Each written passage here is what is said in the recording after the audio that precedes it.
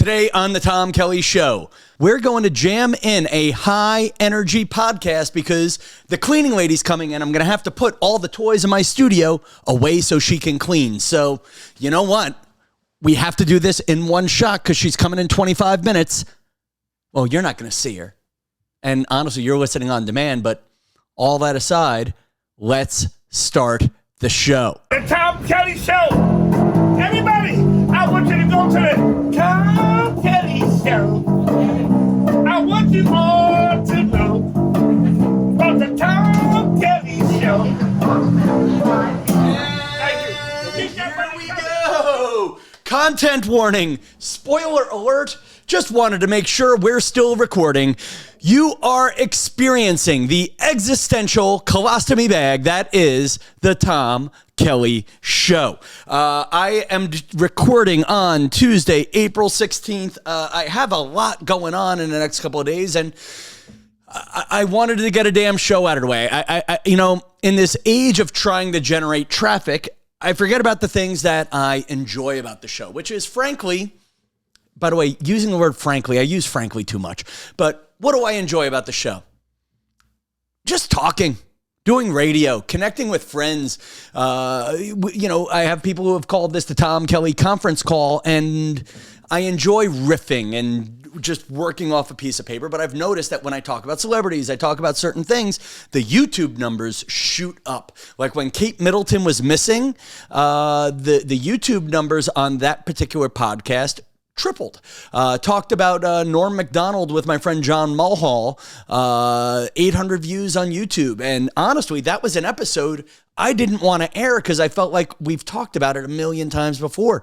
And so I have in my New York City apartment that I've barely been using this month. I have a green screen behind me. I have two $300 microphones. I have a soundboard that at one point cost $300 and a desk that actually structure-wise feels like you're doing a news anchoring type of show. So this room is actually very good for me practicing if I were to one day get a radio show or The Daily Show or frankly, there's frankly again, a low-budget local news show, which I've seen a couple of them lately.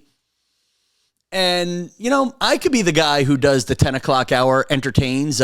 Channel 11, WPIX has a show at 10 o'clock. I don't know if anybody watches, but they look like they're having fun. Sam Champion and a bunch of very talented people at WABC bumped the syndicated Tamron Hall show. 10 o'clock on ABC. That is a time slot that was held for many years by Rosie O'Donnell. A time slot that was held for many years by Rachel Ray. A time slot that was held for a few years by Tamron Hall. But anyway, that said, local news, just regular people who aren't as famous, shooting the breeze. I could do that. It's nice to know that what's possible is dropping down to my talent level. That's what I'm saying. So, yeah, I set up this studio, and when I have dreams of where I want to go in life, I look at houses and other apartments and I say, can I put a studio and two green screens up in there? And that really shoots down half of the real estate I look at.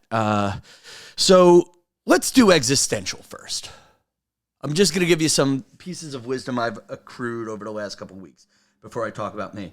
Anxiety. I got this from my yoga teacher, Kristen Kenny. She's been on the show, and being blunt, I think she, there was a point in time where I would have dated her, and like with so many people, I would have dated you until I got to know you.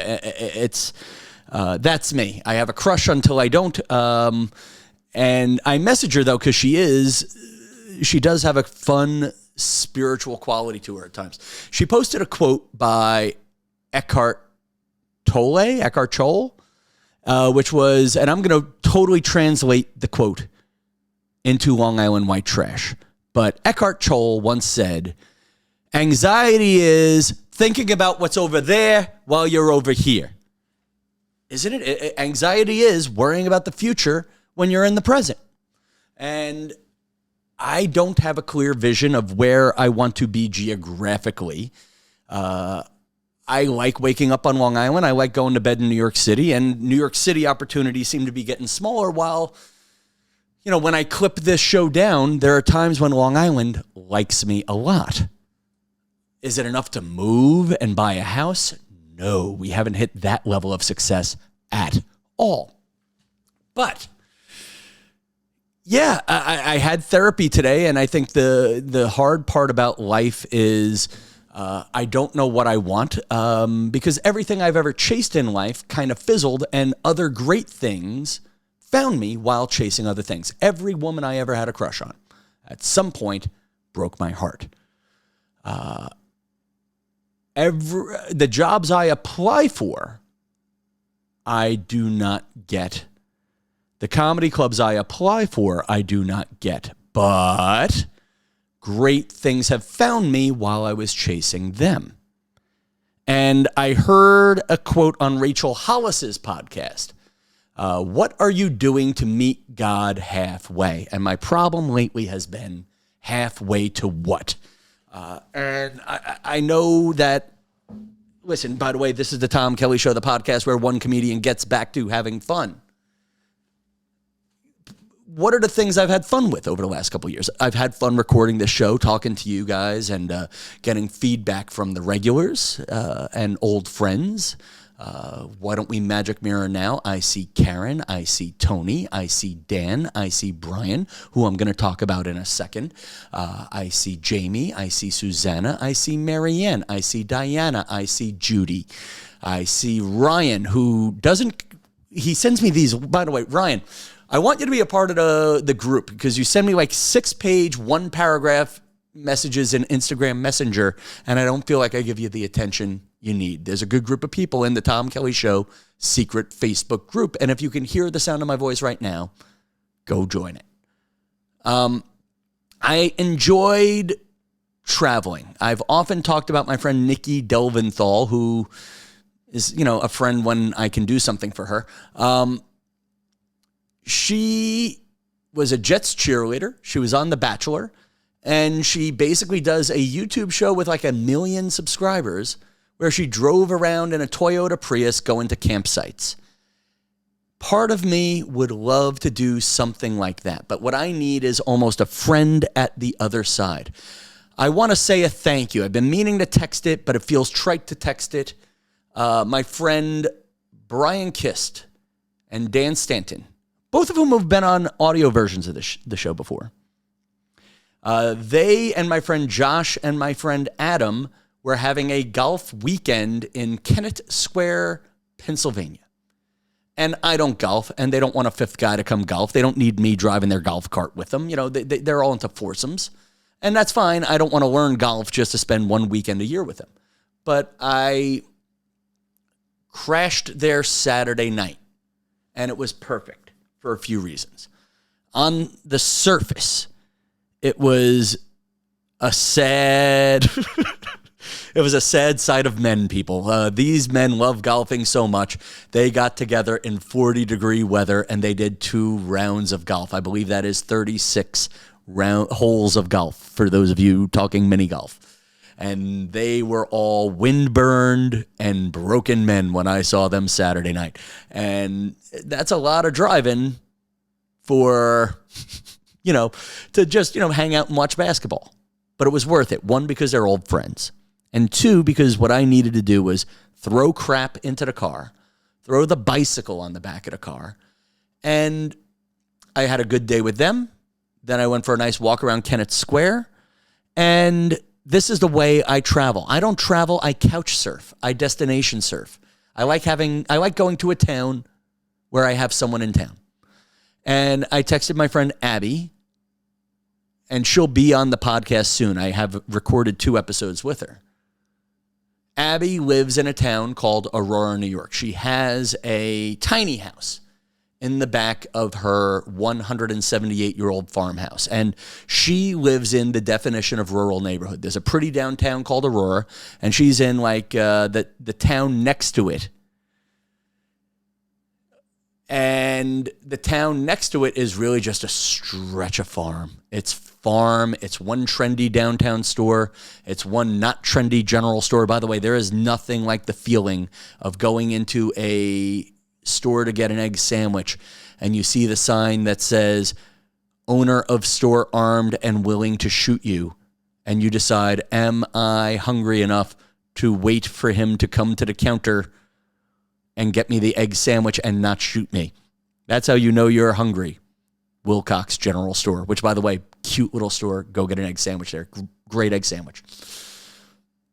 But that's the town. And so this is what I did was I started in Kennett Square. Then I biked at Valley Forge National Park. It's a confusing story, but my friend Caitlin, who we talked about on the Sammy Ray episode, once told me to do the Schuylkill River Trail. And again, you talk about little accidents that turn into good things. And I need to just create motion so I can create little accidents that turn into good things. I put into Google Maps, Trailhead, King of Prussia, New York, because I knew where King of Prussia was. I knew there was a mall there. I also knew there was a Hooters restaurant there. And when I'm on the road, love eating at Hooters. It's as close to a strip club as I'll ever get.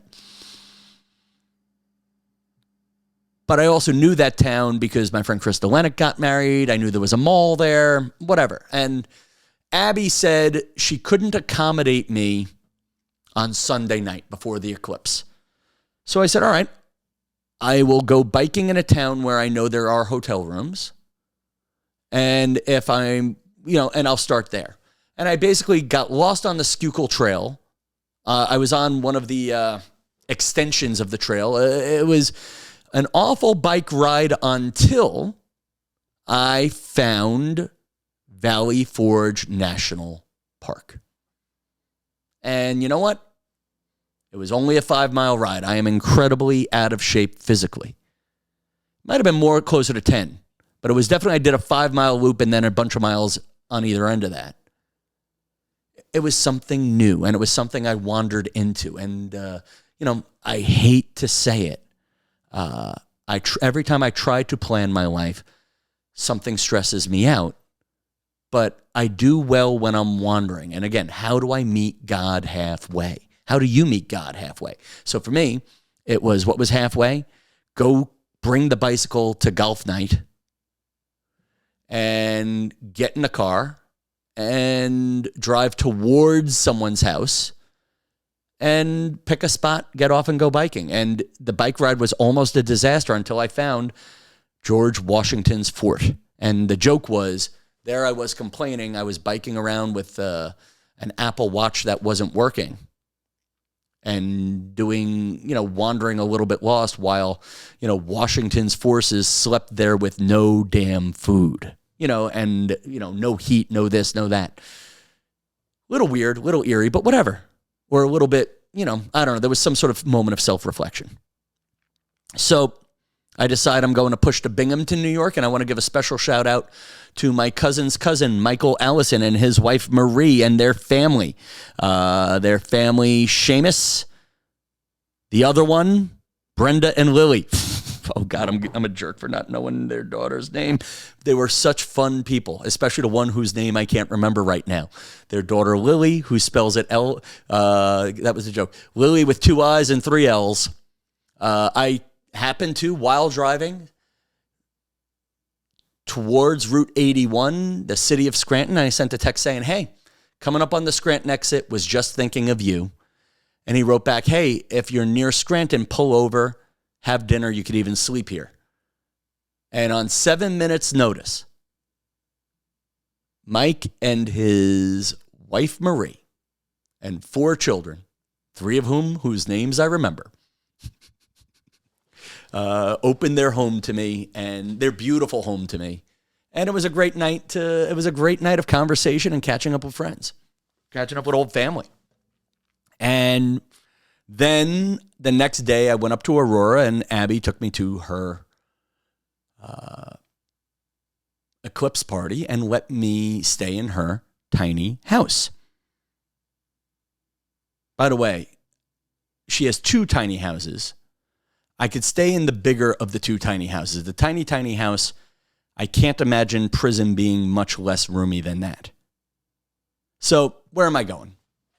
Giving myself permission to wander, but I do need to pick a direction to wander. And even now, I'm back in New York City. I'm going to be in California next week. I am performing at the Comedy Chateau on Friday, April 19th, and Sunday, April 21st. I am going to do the Improv Open Mic Night on the 23rd, I guess that would be. I'm bad at my 22. Yes, on the Tuesday, April 23rd. If anybody's around, I'm going to try to get in on that. I think that's more of a lottery system, but I'm going to try it. Tom Kelly doing stand-up in front of out-of-work actors. And yeah, I guess the hard part is now picking a direction to wander. Like even right now, this podcast today, I have the anxiety that the cleaning lady's going to come in and by the way, great cleaning lady. I just am not making enough dirt to be useful for her here. You know, I had a very religious moment at the funeral of a friend of mine named Jerry Foley. Jerry Foley, I've talked about on the podcast before. Jerry Foley was the director of The Late Show with David Letterman for the end of Letterman's run on CBS. Staten Island Irish, worked his way up from being a union equipment electric guy at NBC. I believe he worked as a tape operator, then became an assistant director, and has just a very unique career path for a man with who wound up in a creative job. He wound up being the director of the third hour of Michael Strahan's third hour of Good Morning America, which actually even ABC did this. I liked so many of the people there, but it was a strange hour. It was a strange year of my life, and the pandemic ended a strange year of my career. The show was finding its voice, and Jerry was the adult in the room. And yeah, Jerry tried to get a lot of people who weren't quite on the same page to get along. And he was nice to me during that year. And he basically would give me a lot of encouragement for this podcast. Hey, man, God, I wish I could do his voice. Hey, you're a one-man band. You're a one-man band. Great production value. What do you mean, Kelly? You're the only one doing that. And, he gave me a line of advice of be careful of chasing the algorithm. Yeah, and Jerry, because listen, the hard part with the podcast and part of what slowed me down on doing it lately is I've been so eager to do great things that have done well on Long Island. I mean, again, I am borderline famous off and on within a mile of my mother's house in Massapequa. I've had a couple of things do very well, and honestly, my growth curve is leveling. I need to do a little bit more related to finding the next big Long Island hit, because it's working for me. You got to follow what's working for you. But his line was, too, be careful of chasing the algorithm. And one thing that was working for me here, too, was the practice of just looking straight to camera while wearing a jacket that you're probably going to return and talking about life. And the one thing, I guess, it's funny, part of what slowed me down on my O.J. Simpson / Anthony DiNapoli podcast was there's so many things I wanted to say about my friend Anthony DiNapoli. And yet I also felt like any of the stories that were meaningful to me about him could also be construed as crapping on the dead. And I didn't want that. And you also don't want to whine, which is sort of what I'm doing now. But Jerry Foley was kind to me during a transitional year of my career and after. He stayed in touch. He answered my texts, took my phone calls, provided encouragement when I needed. And it's funny, I'm going through this big thing with a couple of my other jobs.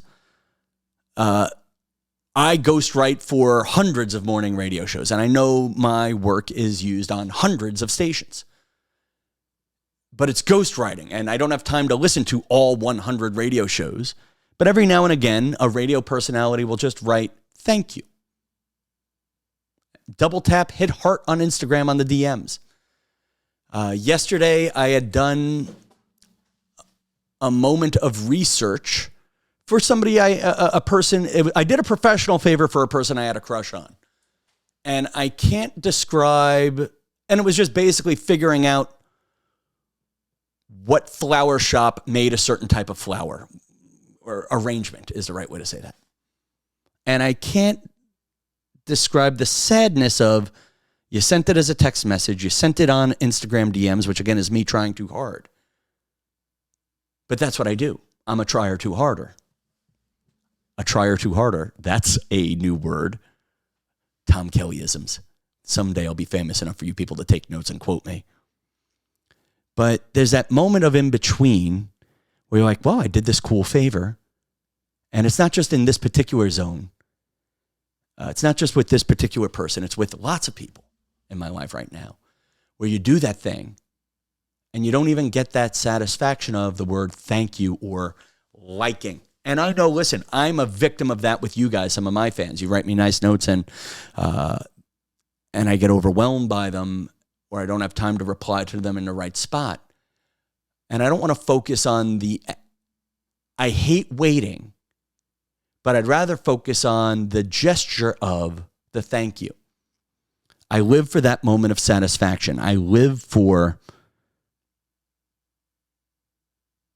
that satisfaction. So I did a whole rambling show here that will go nowhere, but I live for the payoff. And the problem is sometimes my payoffs have been things I've aimed for, and sometimes my payoffs have been things that have found me while wandering. So, completely separate from my Instagram fan base, for you, my podcast friends, I offer you this advice. Keep wandering. And while we're at it, show love where love can be shown.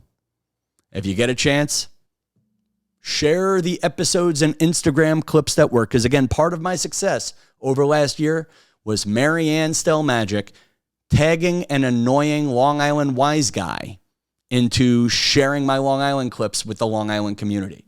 And now we just have to find the next level of that. I want to say, as always, a profound and grateful thank you to each and every one of you who are sticking with me through this wonderful, creative, and wandering stage of my life. If you're on Long Island, I am at the Smithtown Theater headlining. Oh my God, why didn't I say this at the beginning of the show? I should have. But you could see me there. And until next time, friends, keep wandering and show love where love can be shown. Good night, New York City.